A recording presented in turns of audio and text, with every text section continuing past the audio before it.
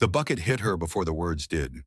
Ice-cold water exploded across the wrinkled face of the old woman, standing at the wrought iron gates of a River Oaks mansion, knocking her off balance and sending her down hard onto the slick stone driveway. Neighbors froze behind their curtains as the water drained away, leaving her soaked, trembling, and exposed. From the second-floor balcony, a young woman's voice cut through the afternoon like a blade, sharp, controlled, and cruel.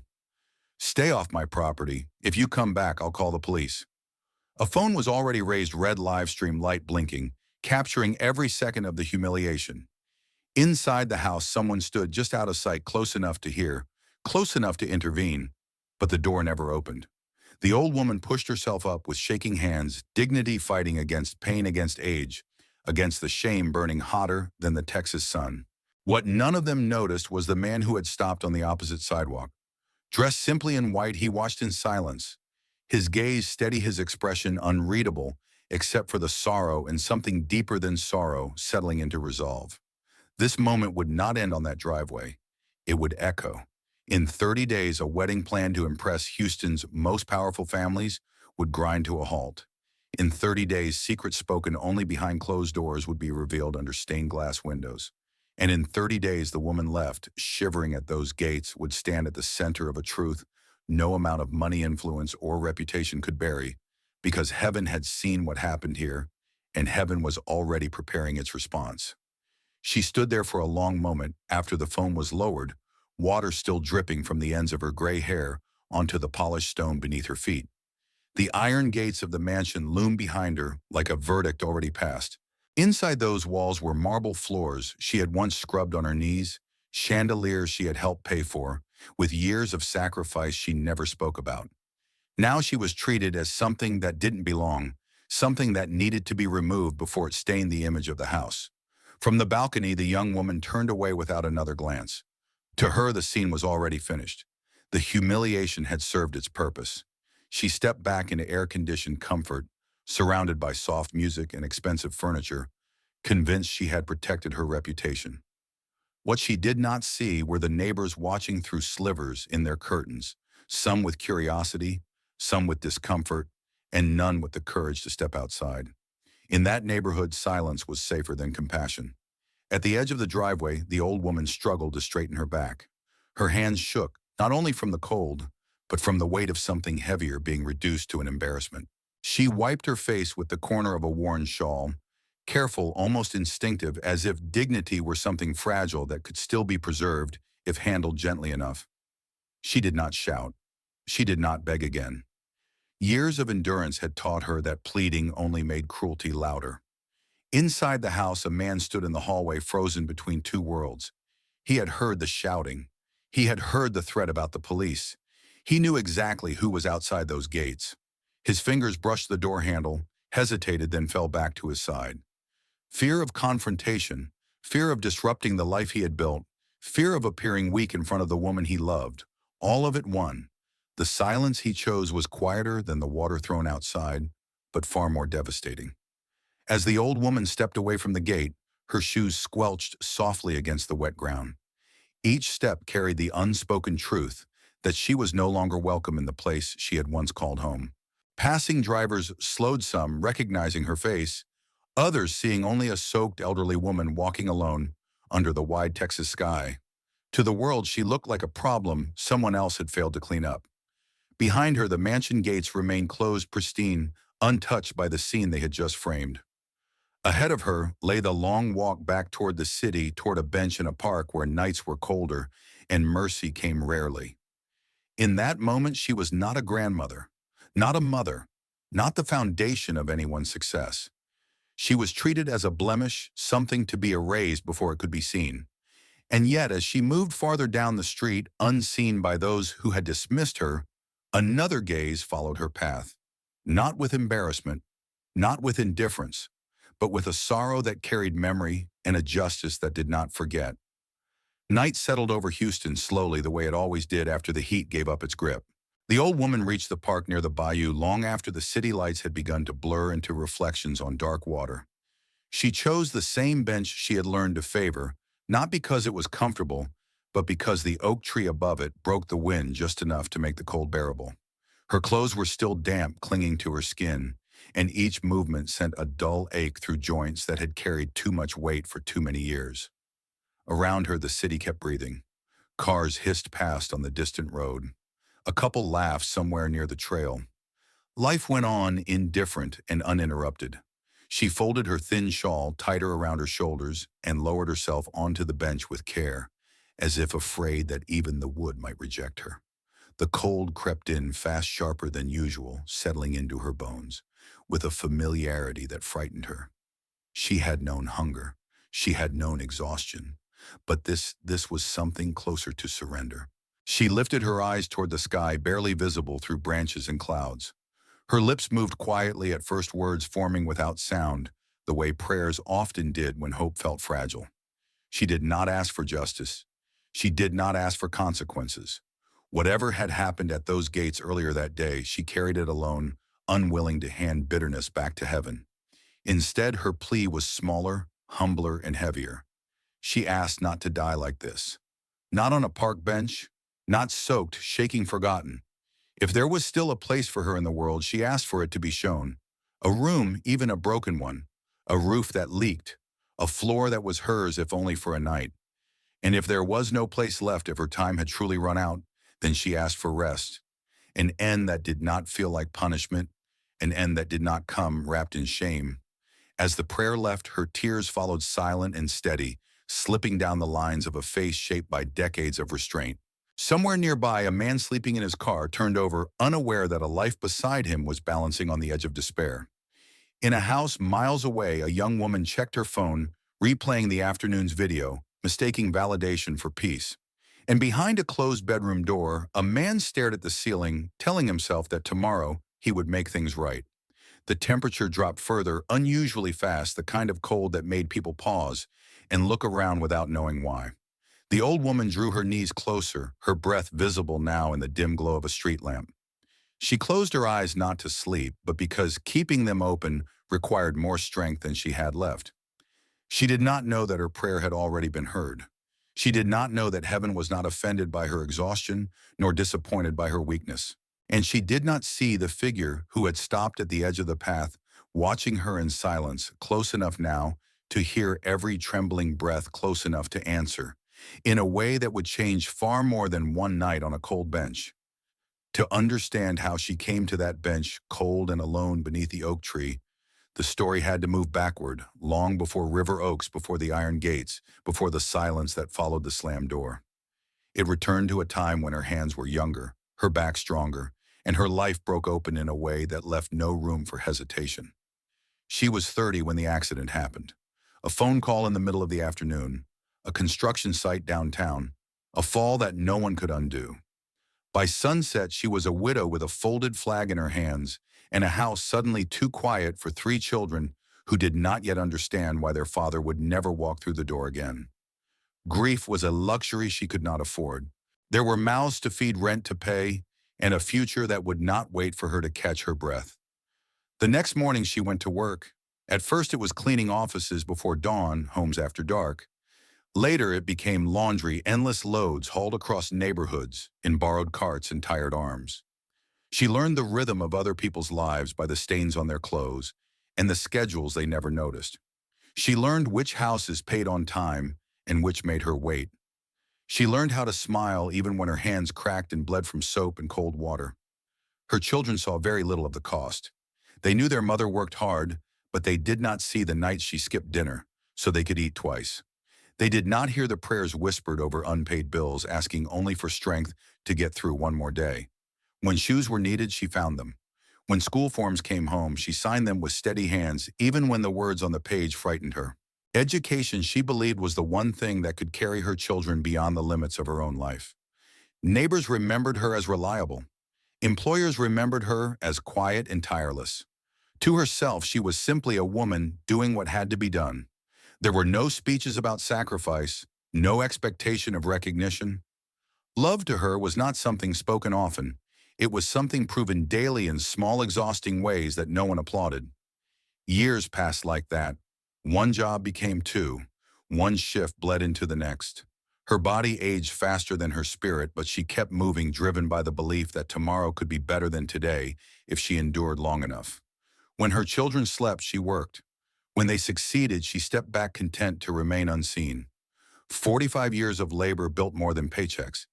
They built careers she would never have, homes she would never live in, and opportunities she never once claimed for herself. By the time her hair turned gray, her purpose had already been spent on others. And standing alone decades later, soaked and shivering under a Houston night sky, she was not remembering the pain first. She was remembering the promise she had made long ago to keep her children alive no matter the cost, and wondering when that promise had turned into the reason she was now so completely alone. Among her three children, Daniel had always been the one who watched more than he spoke. While the others learned early how to navigate the world as it was, Daniel studied how it might be changed. Teachers noticed at first the way he stayed after class, the questions he asked, the quiet determination that set him apart. His mother noticed it too, though she never named it out loud. She only knew that something in him deserved every chance she could give. When the acceptance letter arrived, it felt heavier than paper. Tuition numbers stared back at her like a wall she had no tools to climb. Scholarships covered part of it. Daniel offered to work to delay to carry the burden himself. She listened, nodded, and then did what she had always done. She found a way without asking permission from reality. The ring was the last thing she owned that had not already been traded for survival.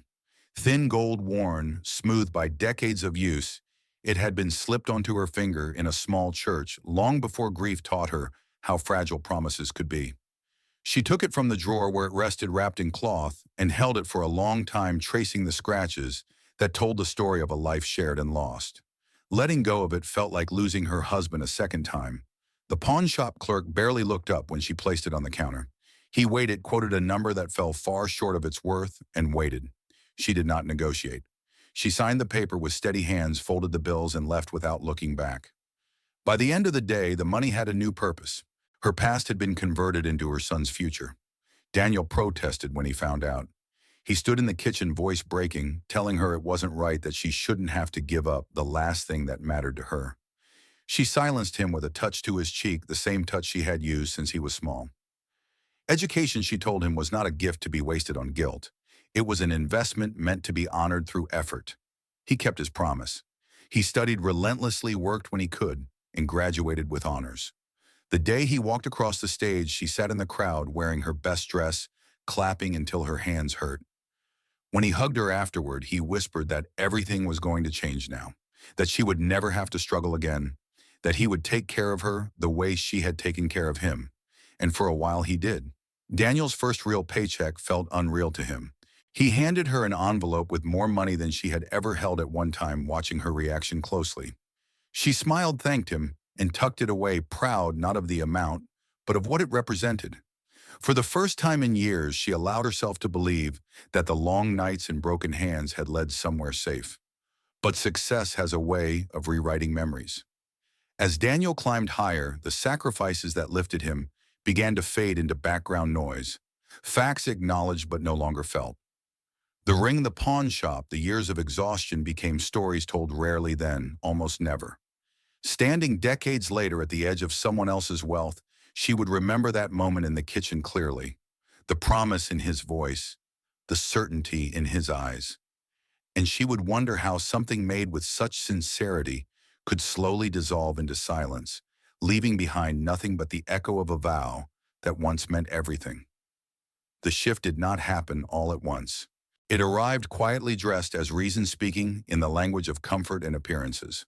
When Daniel's salary tripled and the move to River Oaks became official, the house changed before anyone admitted that the family had. Rooms grew larger, voices grew softer, and certain truths became inconvenient to mention out loud. Catherine noticed first how out of place the old woman seemed in the new setting. It wasn't cruelty at the beginning, at least not the kind that announces itself. It was embarrassment framed as concern.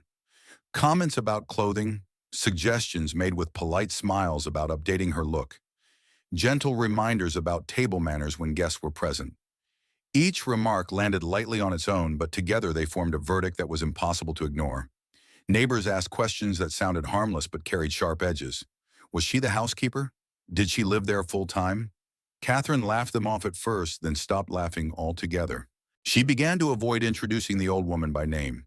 In social circles where reputation functioned as currency, explanations felt expensive. One night after a dinner party that ended with strained smiles and forced goodbyes, Catherine finally said what had been circling for months. The house was quiet, the last glass washed and put away. Daniel sat at the kitchen counter loosening his tie when she spoke. "Your mother makes us look bad."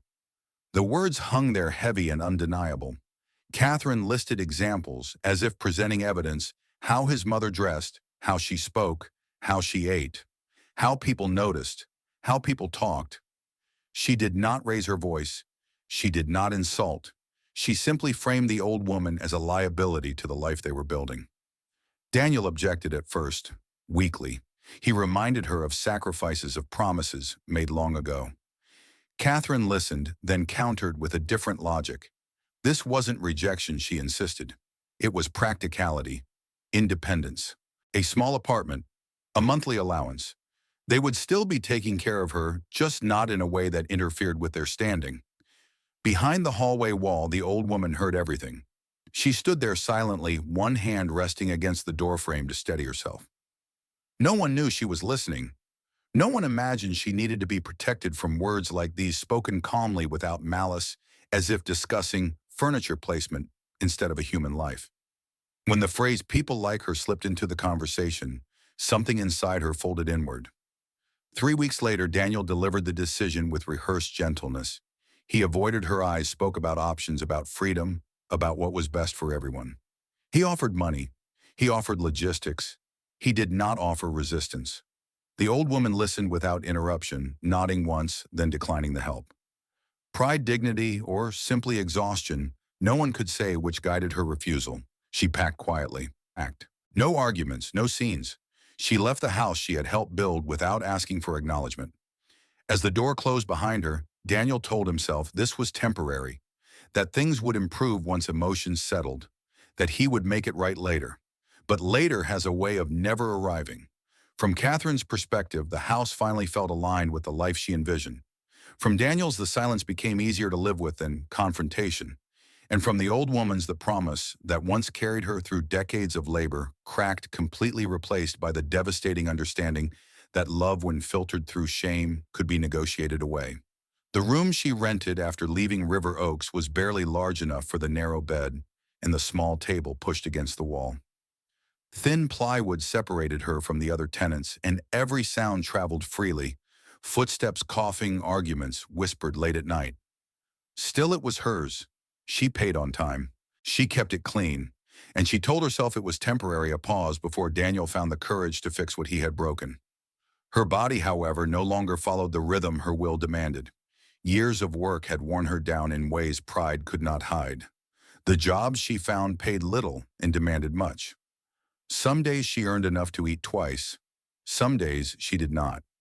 At night she relied on a single lamp, and when money ran short, a candle, careful to place it far from the bed, careful to conserve what little light she had left. It was the candle that betrayed her. One winter night, long after she had fallen asleep, smoke filled the room. A spark caught the edge of a curtain, then the thin wall paneling. She woke, coughing, confused flames, already climbing higher than fear could explain. There was no time to save anything, no time to think. She ran into the hallway with only the clothes on her back as neighbors shouted and pounded on doors. By the time the fire department arrived, the room was gone. At dawn, she stood on the sidewalk watching steam rise from the blackened shell of what had been her last shelter. Everything she owned, clothes, papers, photographs, reduced to ash.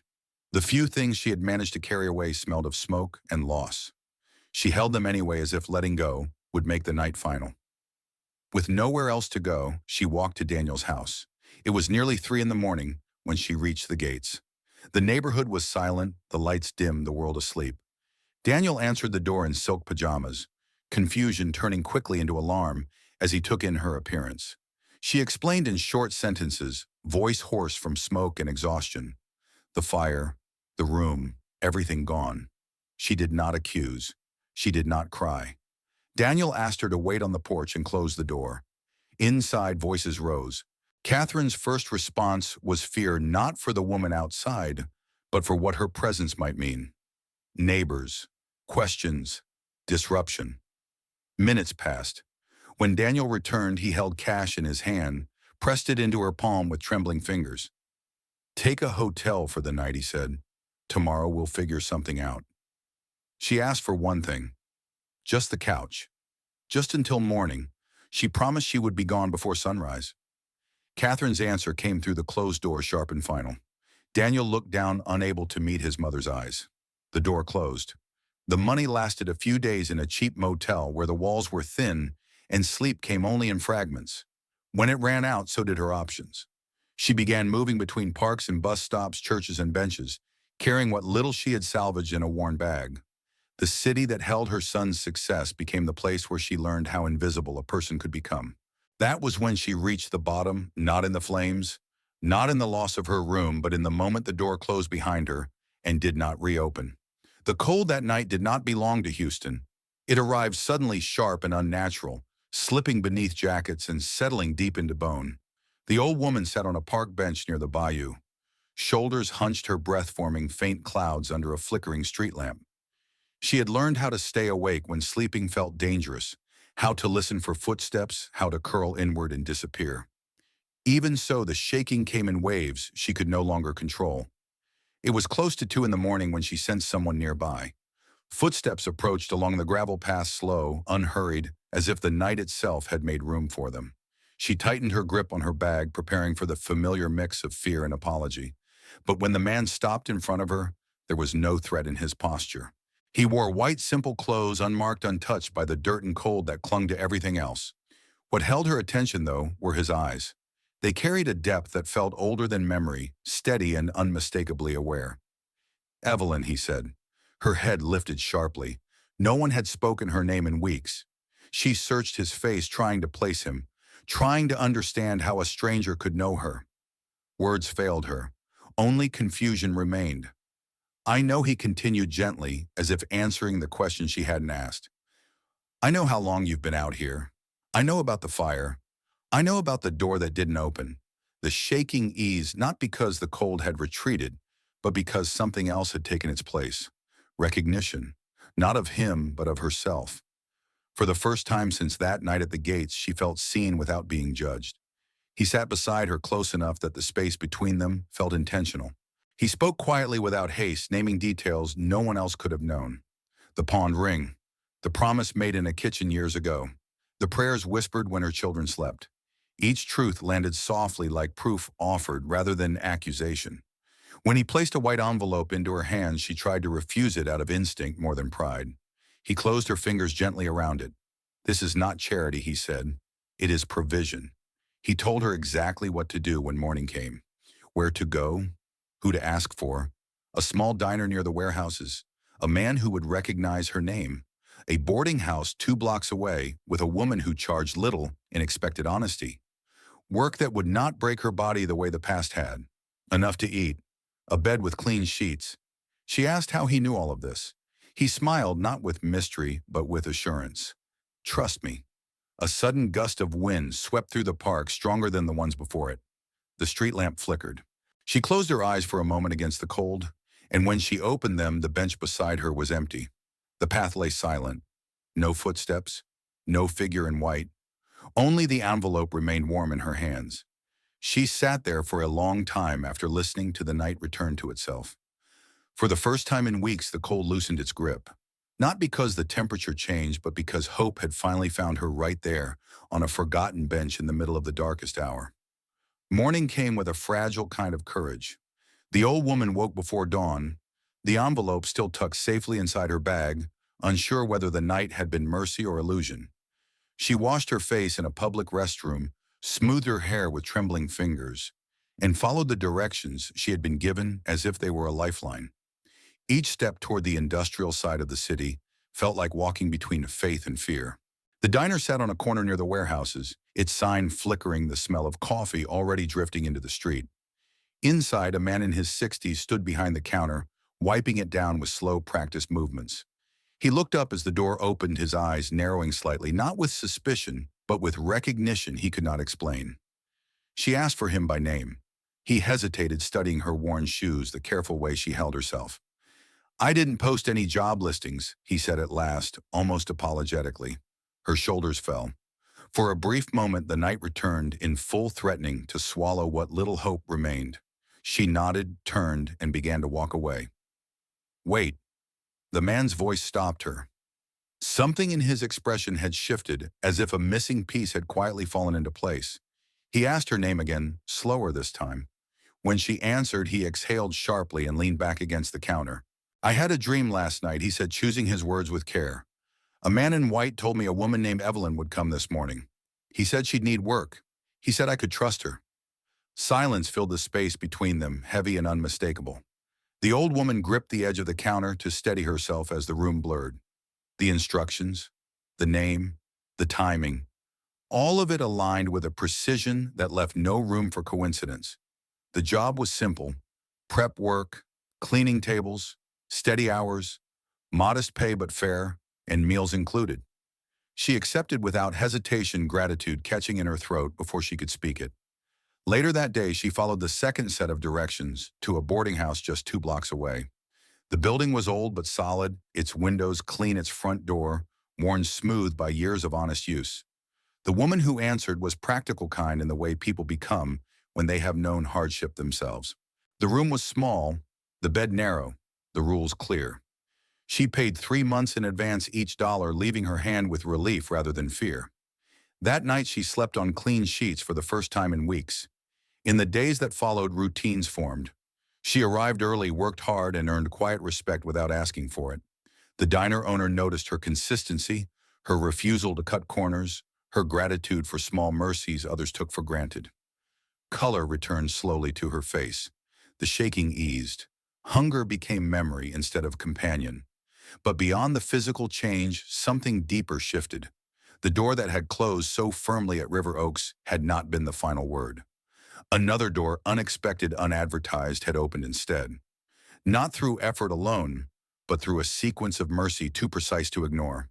And in that small diner, among clinking cups and morning light, the truth settled in quietly. The night on the bench had not been the end of her story. It had been the moment heaven decided to answer. 4 months passed, enough time for the city to forget a woman who no longer slept on its benches. At the diner, her presence blended naturally into the rhythm of mornings and lunch rushes. Regulars learned her name. The owner trusted her without supervision. For the first time in years, her days ended with tired muscles instead of fear. Stability had returned, but healing had not. That was when Maddie walked through the diner's door. She arrived late afternoon when the crowd had thinned and the sunlight slanted low through the front windows. Designer sunglasses hid her eyes at first, though there was no one there who would have recognized her anyway. The sound of her heels against the tile cut through the room, sharp and deliberate. Conversations faltered. A few heads turned, sensing disruption before understanding it. The old woman looked up from wiping a table and froze. For a heartbeat, hope rose without permission. The kind that comes from memory, not logic. The child she had once rocked to sleep. The girl who used to run into her arms after nightmares. Her hands stilled, and she took a step forward. "Grandma, don't," Maddie said, pulling off her sunglasses. Her voice was controlled, low and urgent. Not angry, not apologetic. Calculated. "Don't call me that here." The words landed softly, but their meaning struck hard. Maddie glanced around the diner as if the walls themselves were listening. She explained quickly there was a wedding coming up. People who mattered, families with reputations. Someone had seen her grandmother working here. Someone had talked. That could not happen again. "This isn't about you," Maddie insisted, even as every sentence proved that it was. "I just need you to stay out of sight, out of places where anyone connected to me might see you." The old woman tried to speak. She said she was working honestly, that she wasn't asking for anything, that she had nowhere else to go. Maddie cut her off with a sigh that sounded rehearsed. "You don't understand how this looks," she said. "I can't have this right now." There was no mention of the water, no acknowledgement of the night outside the gates, no apology for the silence that followed. The past to Maddie was an inconvenience best erased. Her eyes flicked once more around the diner before she stood to leave, satisfied she had delivered the message. As she walked out, the bell over the door rang too brightly for the moment it marked. The owner emerged from the kitchen just in time to see the old woman gripping the back of a chair, her face pale. He didn't ask questions. He didn't need to. He told her to take the rest of the day off to go home and rest. His kindness, quiet and unassuming, hurt more than cruelty ever could. That evening, alone in her small room, the old woman sat on the edge of the bed with her hands folded in her lap. The encounter replayed itself in fragments, the avoidance, the words chosen carefully to wound without drawing blood. She bowed her head not in despair but in resolve. She did not ask for revenge. She did not ask for vindication. She asked only for her heart to remain soft, even as it was being pressed flat by shame that was never hers to carry. Outside, the city prepared for celebrations and white dresses and carefully curated joy. Inside that small room, a woman who had already lost everything chose forgiveness again, unaware that the moment meant to silence her had instead set the stage for a truth that would soon be impossible to hide. The church was filled with light filtered through stained glass and softened by white flowers arranged with deliberate perfection. Guests filled the pews in tailored suits and elegant dresses, whispering about venues, careers, and the promise of a flawless future. At the altar, Maddie stood radiant in white, every detail rehearsed. Beside her, Daniel's posture was proud, practiced, steady, no trace of the man who once hesitated behind a closed door. Outside, across the street, the old woman stood quietly beneath a tree. She had no invitation, no place among the guests. She had come only to see from a distance the moment her granddaughter would walk down the aisle. She folded her hands not in protest but in prayer, asking for blessing, not interruption. A presence stepped beside her. The man in white appeared without spectacle, as if he had always been there. His voice was calm, certain. He said what would happen inside was not punishment, but revelation. Before fear could answer, the heavy doors of the church opened as though expecting him. He walked forward. She followed, heart pounding, unseen by the congregation. Inside, time faltered. The priest's words hung unfinished in the air. Smiles froze. Breath paused. The sanctuary became unnaturally still, as if the room itself were listening. The man in white moved down the center aisle. No one reacted. No one stopped him. At the altar, he raised a hand, and what followed was not noise, but truth. Images unfolded clear and undeniable, like reflections cast where shadows had been. A boardroom where Daniel laughed and told colleagues his mother had passed years ago. A driveway where cold water arced through the air, humiliation streaming live to strangers. A late-night porch where a door closed and did not reopen. Each scene hovered long enough to be understood, brief enough to be inescapable. Whispers tried to rise but found no sound. Maddie's smile cracked first. Color drained from her face as recognition struck. Daniel's certainty collapsed into disbelief. When voices returned, they came as gasps, questions, denials that withered the moment they were spoken. Then the man turned his wrists outward. Mark's ancient, unmistakable, caught the light. His voice carried without effort, gentle and unyielding. He spoke of the least of the hungry and the forgotten, of doors shut and names erased. He said that what had been done to the woman standing unseen among them had been done to him. Time released its hold. The church erupted, not in chaos, but in awe. Some guests fell to their knees. Others wept openly. Maddie collapsed, her dress pooling around her as the truth she had tried to silence finally spoke for itself. Daniel stumbled forward, breaking, confessing aloud what shame had hidden for years. No defense remained, only repentance. The man in white stepped back. His work was finished. As suddenly as he had come, he was gone, leaving behind a sanctuary transformed by exposure rather than force.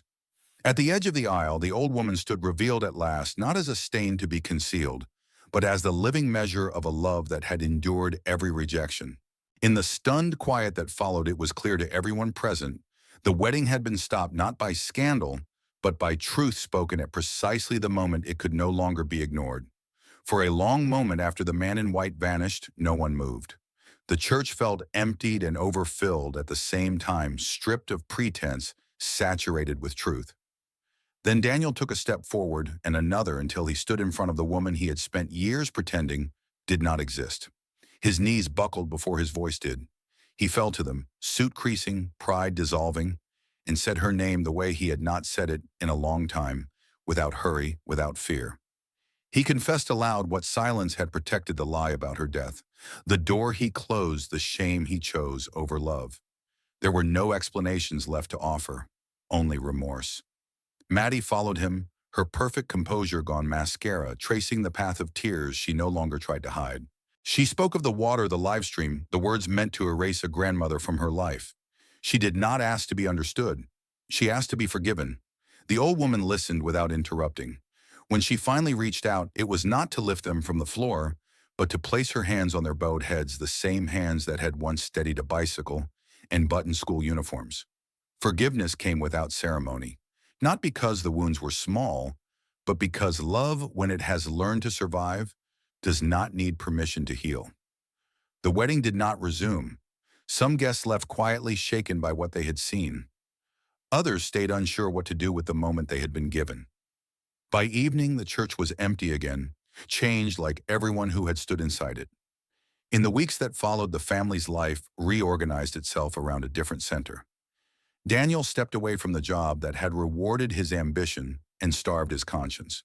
He took a role that paid less and demanded more presence, then invested his time and resources into something that would not hide people like his mother had been hidden.